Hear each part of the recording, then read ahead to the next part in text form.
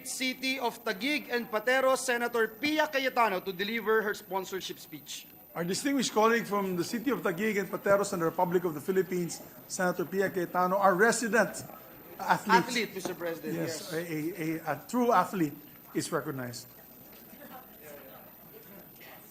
Thank you, Mr. President. A minute suspension to less than a minute to just set up the slide presentation. Okay, session suspended.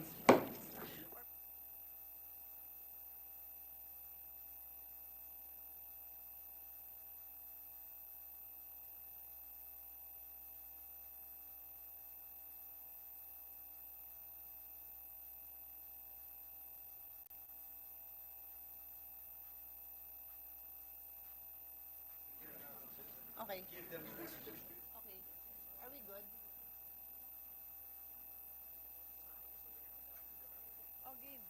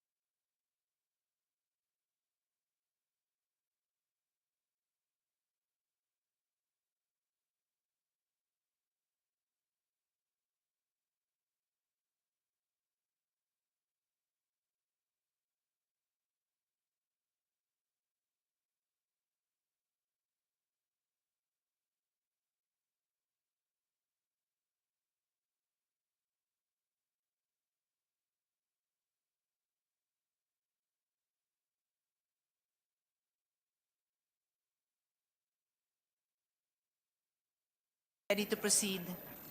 Session resumed. Mr. President, I'm told that we're having technical difficulties.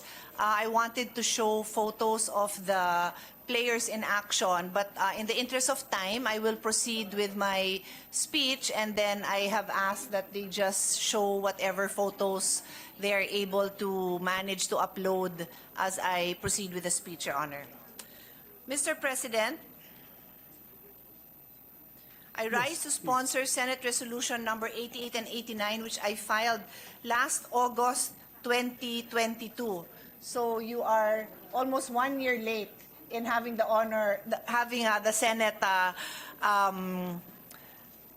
give you honor, but better late than never. Both resolutions commend and congratulate the Philippine women's national football team, also known as the Filipinas, for their achievements. Making Philippine sports herstory by winning in 2 major football tournaments with historic results. And I don't even know if this is up to date when I say 2, because this is based on the resolution, as I said, that I filed last year. So as the Majority Floor Leader has read into the record, we have members of the Filipinas team present, and we have also present the team, the men and women who have been supporting this team, the team led by PFF President Nonong Araneta and Attorney Edwin Gastanes, and of course their team manager, Jefferson Cheng. On that note, Mr. President, let me just include some of the highlights of their career. The Filipinas qualified for the 2023 Women's FIFA World Cup. This is a first in Philippine history, both in the men's and women's team. Often, Mr. President, we need to correct reports because many times, and I'm not just talking for women's football, but many times there will be announcements, even internationally, not just locally, about achievements of certain male football players. And of course, they have achieved many things as well. But then they forget to take into consideration that many times the women have already achieved that. But usually late in recognizing that these women have achieved these milestones, and mapapansin lang after ulit banggitin na the men have achieved this. So women athletes are used to that, but I commend our team and the men and women who support them precisely because they have dreamt their dreams and have now made it part of history that we have qualified for the Women's FIFA World Cup. So the qualifying match, they won against Chinese Taipei in the AFC Women's Asian Cup quarterfinals in India. And this is the first time, as I said, that any Philippine football team has secured a spot in this prestigious football tournament. They entered the semifinals of the Asian Football Confederation Women's Asian Cup for the first time ever. As of March 24, 2023, FIFA reported that the Philippines earned their highest standing to date, ranked 49 in the women's football in the whole world. Ranked 49. Saan kayo nanggaling 2 years ago, out of curiosity? 76. So 76. Eh nung bata ka pa, nung nagpo-football ka, ano ranking? Wala pang ranking? No ranking yet. No ranking yet. So we're now ranked 49. They won the Philippines' first ever championship title at the Women's ASEAN Football Federation AFF Championship. This is the one that was held here? Yes, which I watched. In July 2022, the Filipinas were crowned as the AFF Women's Championship following their victory against Thailand. First time ever that the Philippine football team, either men's or women, has won a title under the AFF banner. They beat then defending champion title holder Vietnam during their semifinals match. So in preparation for the 2023 FIFA World Cup, that will be held in Australia and New Zealand from July 20 to August 20, wherein the Philippines will compete in New Zealand. The Filipinas have been conducting training camps led by their head coach, Alan Stajcik.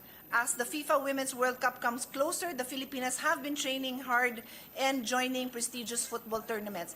My understanding, Your Honors, is that most of the members of the team are members of their own teams in their different clubs, right? So in between tournaments where they play together, they go back home and they compete with their teams, which serves as their continuous training, correct? So, from September to November 2022, the Filipinas joined various international friendlies with teams such as New Zealand, Costa Rica, Chile, and Papua New Guinea. In February 2023, the women's team also debuted in their maiden Pinatar Cup in Spain, where they gained tremendous experience playing against teams from Iceland, Wales, and Scotland, and I had the pleasure of joining them there as their head of delegation. In April 2023, the team battled it out for the Paris 2024 Olympic qualifying tournament versus Pakistan, Tajikistan, and Hong Kong, where they were able to progress to the second round. Their participation in many international friendlies with other teams that have yielded favorable and promising results, sacrificing their time and efforts away from their family and loved ones to prepare for the World Cup is something that is not a stranger to any member of this team and any of their supporting crew. They have and they continue to endure long training hours that we can only imagine. Mr. President, the Filipinas and other female athletes have served as an inspiration for the country. They have achieved what would have been considered impossible only a few years ago. This is an accomplishment not just for Philippine sports, but for Philippine women and for Philippine Philippine athletes. Hard work, dedication, and passion for the sport are the building blocks for reaching goals, dreams, and successes. Many of these athletes many if not all, have started very young. They have been able to harness their passion into really a craft. They have the discipline and they have what it takes to work together as a team to accomplish their goals. They bring pride and honor to the country and inspired athletes, not just in the country but worldwide. Congratulations to the Filipinas. Thank you, Mr. President. Thank you. Congratulations to the Filipinas team. They bring pride to the Philippines. One of the best women's football teams of the world. We congratulate all of you. We watch you. We actually watch your games here in the lounge when you play together with Senator Cayetano. And Nonong has been a good friend of mine. Sir Nono has been a good friend of mine. We're together in the POC. My team is actually playing Arnis right now as we speak. That's why I'm very nervous and anxious because I had to come home last night from Cambodia. They're also fighting. We have a lot of athletes, Majority Leader, right now fighting for God and country in Cambodia. Good news is we've already overtaken Singapore. So we are now number 5. And if we do a bit more, maybe if we all can contribute some more, all the other NOCs, the NSAs, we might be able to come close to Cambodia. We'll see, for number 4. But we're trying our best. Mr. President, if I may, Mr. President, may I be allowed to co-sponsor the measure? Yes, please proceed. Thank you, Majority Mr. Leader. President. This will just be quick, and I don't want them to be standing behind me for so long, Mr. President. It is my honor and privilege to co-sponsor the resolutions congratulating and commending the Philippine women's national football team for their victory at the ASEAN Football Federation Women's Championship held last July 17, 2022. This representation, Mr. President, also filed Senate Resolution number 54, congratulating our national team for this incredible and historic feat. Earlier last year, Mr. President, the Filipinas team made football history when they secured a spot in the 2023 FIFA Women's World Cup, which will be held this July in Australia and New Zealand. In addition, the team is now ranked 49th in the latest FIFA Women's World Ranking released last March, their highest ranking to date, Mr. President. Indeed, our Filipinas team deserves all the support, praise, and commendation of the entire nation for these historic feats. We wish them all the best, and we will be cheering again, Mr. President, and praying for the entire team when they compete in the upcoming World Cup. Muli, Ginoong Pangulo, binabati po natin ang Pilipinas Women's National Football Team. Mabuhay po kayo, mabuhay ang mga atletang Pilipino. Thank you, Mr. President. This juncture, I move that we recognize Senator Bong Revilla to co-sponsor the measure. Our distinguished colleague from the great province of Cavite, Senator Bong Revilla, is recognized. Mr. President, I join our colleagues in congratulating and commending our Philippine women's national football team for their victory at the ASEAN Football Federation held last July 17, 2022. Their win has placed the country among the ranks of the best in football in Southeast Asia and the world after successfully defeating Thailand, a 4-time champion in the said event. Kahanga-hanga ang kanilang unang pagkapanalo sa nasabing tagisan. We recognize the strength, Filipino athletes, and the resilience of their spirit. They are living testaments that our potential for greatness is set in motion if we work passionately and diligently on it. The seeds of their hard work that they have planted, they are are the very fruits that they are now harvesting. Hindi biro ang hamon ng ating mga atleta, ngunit pinatunayan nilang hindi ito hadlang upang magtagumpay. Mabuhay ang atletang Pilipina. Thank you very much, distinguished sponsor. Mr. President, the chairperson of the Committee on Sports would like to co-sponsor the measure. I move that Senator Bongo be recognized. Our distinguished colleague who was with me in Cambodia cheering on for the Philippine team, Senator Bongo, Christopher Bongo, is recognized. Thank you, Mr. President. Congratulations kay Senator Joel. Nalo yung nag-advance na sa Western Conference Finals. Kala ko ba naman na Philippine team, Celtics lang pala. Hindi. Para masaya naman si Majority Floor Leader. I think he's referring to the latest win of the Philippine Senate Sentinels Sentinels. UNTV Correct, Cup, Mr. correct, President. I think that's Correct. what he's Panalo natin. referring, Mr. President. Best player tayong tatlo. Hindi, iba rin yung kay Senator Joel, Celtics. Mr. President and distinguished colleagues, as chairman of the Committee on Sports, it is with great pride and honor that I co-sponsor today the Senate resolution congratulating and commending the Filipinas football team for winning the Women's Championship of the ASEAN Football Federation, AFF.